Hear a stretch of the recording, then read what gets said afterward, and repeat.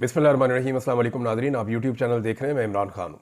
अगर आप गुज़िश्ता रात के टॉक शोज़ देखें और आप देखें कि किस किस्म के बयानात सामने आए, जो लोग तज्ज़िया कर रहे हैं या जो लोग PMLN या पीपल्स पार्टी के बिहाफ पे बात कर रहे हैं, उन्हें आप सुने तो आपको आइडिया हो जाता है कि PMLN किसी सूरत ये नहीं चाहती कि मुज़ाकरात कामयाब हों।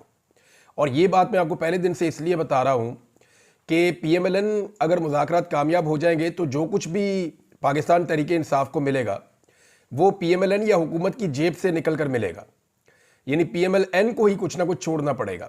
उन्हें हैरत इस बात की है कि इमरान खान साहब ने ये किस तरह के मुतालबात किए हैं। बहुत सारे ऐसे मुतालबात हैं जो वो कर सकते थे, जहाँ पे मामला फंस सकता था। इन्होंने जानबूझ के वो मुतालबात नहीं किए। सादे सादे दो मुतालबात हैं जो लिख कर देने की भी ज़रूरत नहीं है। नंबर एक, आप जुडिशल कमीशन बना दें कि कौन सही था और कौन गलत था 26 नवंबर का और 9 मई का। और दूसरा वो ये कह रहे हैं कि जो अंडर ट्रायल हमारे कैदी हैं, जमानत जिनका हक है, उन्हें जो है वो आज़ादी दी जाए और उन्हें छोड़ दिया जाए। ये दो मुतालबात इमरान खान साहब के नहायत जायज़ है। अब इन मुतालबात को अगर तस्लीम कर लिया जाता है तो मुज़ाकरात कामयाबी की तरफ जाएंगे और आने वाले दिनों में इमरान खान साहब के बाहर आने के इम्कानात बढ़ते जाएंगे। आलमी प्रेशर इतना ज़्यादा बढ़ गया है कि पाकिस्तान की एस्टेब्लिशमेंट उसे बर्दाश्त नहीं कर पा रही और एस्टेब्लिशमेंट इमरान खान साहब को छोड़ने के ऊपर हर गुजरते दिन के साथ मजबूर होती चली जा रही है। अब पाकिस्तान तहरीक इंसाफ को मुतनफ़र करने के लिए, मुज़ाकरात में खलल डालने के लिए दो तीन चीज़ें की जा रही हैं। एक तो PMLN के बड़े सख्त बयानात आना शुरू हो गए हैं। जानबूझकर एंकर्स को कहा जा रहा है कि इनसे इस तरह के हमसे सवालात करें जिनके नतीजे में हम ऐसे जवाब दें कि पाकिस्तान तहरीक इंसाफ के साथ हमारे जो मुज़ाकरात हो रहे हैं वो किसी लड़ाई की सूरत इख्तियार कर जाए। नंबर एक। नंबर दो, जो कुछ सहाफ़ी हैं जिनका PMLN के साथ या PDM के साथ अच्छा ताल्लुक़ है, वो अब ताने दे रहे हैं और इस किस्म के ताने दे रहे हैं कि जनाब पाकिस्तान तहरीक इंसाफ तो बात ही नहीं करना चाहती थी, अब वो क्यों बात कर रहे हैं। वो तो कहते थे ये सारे चोर और डाकू हैं, तो अब वो इनके साथ क्यों। इस किस्म के ताने दिए जा रहे हैं। ये ताने देने का मकसद भी ये है कि मामला जो है उसके अंदर गरमाइश पैदा हो और मुज़ाकरात नाकाम हो जाए। तहरीक इंसाफ फिलहाल चिपक गई है पूरी तरह से और वो हर मुमकिन कोशिश कर रही है कि मुज़ाकरात किसी तरह आगे बढ़ते जाए ताकि जो हुज्जत है वो तमाम हो जाए। क्योंकि तहरीक इंसाफ ने एक नई तहरीक चलानी है। इमरान खान साहब ने ऐसे बाहर नहीं आना। जितना उनके साथ जुल्म हुआ, जितनी उनके साथ ज्यादती हुई, इमरान खान साहब अपनी पॉलिटिकल तहरीक को मुर्दा करके बाहर नहीं आएंगे। सबकी ख्वाहिश ये है कि इमरान खान साहब सरेंडर करके बाहर आए, लेकिन इमरान खान साहब किसी सूरत सरेंडर नहीं करेंगे। वो अंदर रह सकते हैं, वो इस कैद को लंबा कर सकते हैं। अभी तक तो वो नहीं मान रहे। उनकी फैमिली से बात हुई, वो कह रहे हैं जी नहीं मान रहे। उनके जो करीबी साथी हैं जो उनको मिलकर आते हैं, उनसे मेरी बात हुई, वो कह रहे हैं जी इमरान खान नहीं मान रहे। उनके वकला से बात हुई, वो भी ये कह रहे हैं कि इमरान खान नहीं मान रहे। जब इतने सारे लोग जो इमरान खान को मिलकर आते हैं और जब मैं सोर्सेज से बात करता हूं, चाहे वो एस्टेब्लिशमेंट में है चाहे वो जेल में है, तो वो ये बताते हैं कि हमने इतना कंपोज्ड आदमी अपनी जिंदगी में नहीं देखा। वो ये कहते हैं कि हमने इसके लिए जीना मुश्किल कर दिया, लेकिन इसके बावजूद इसने हमसे कभी कोई गिला नहीं किया।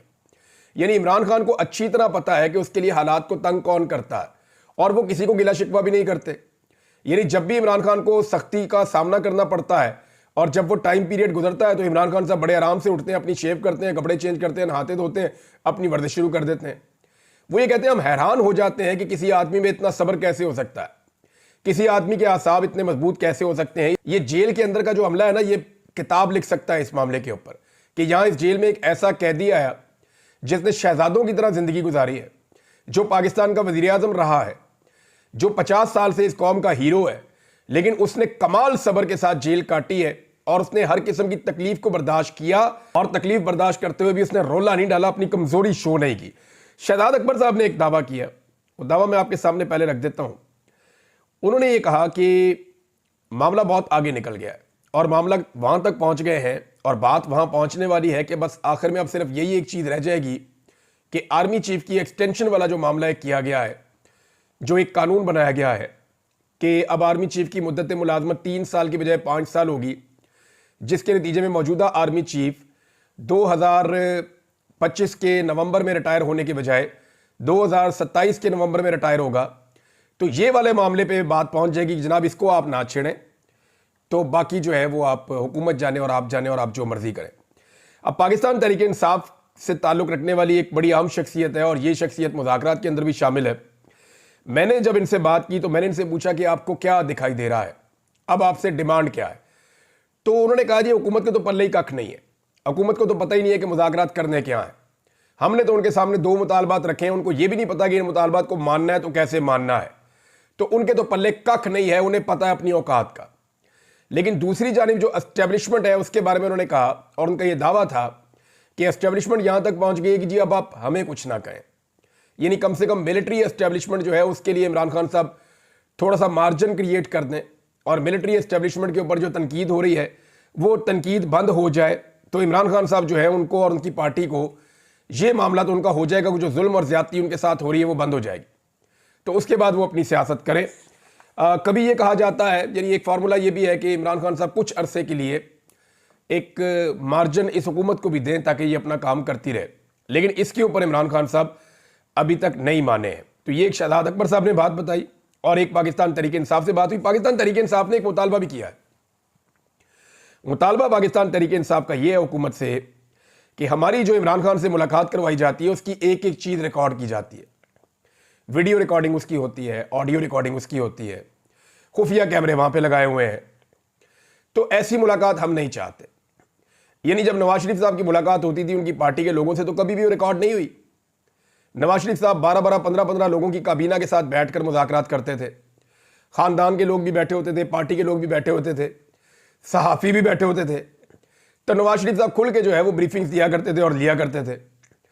तो इमरान खान साहब की जो पार्टी है वो अब ये कह रही है, उनकी एक डिमांड बढ़ गई है, वो ये कह रहे हैं कि इमरान खान साहब से हमारी मुलाकात तो करवाई जाए, लेकिन मुलाकात इस माहौल में करवाई जाए जिसमें हम खुलकर इमरान खान साहब से बात कर सकें।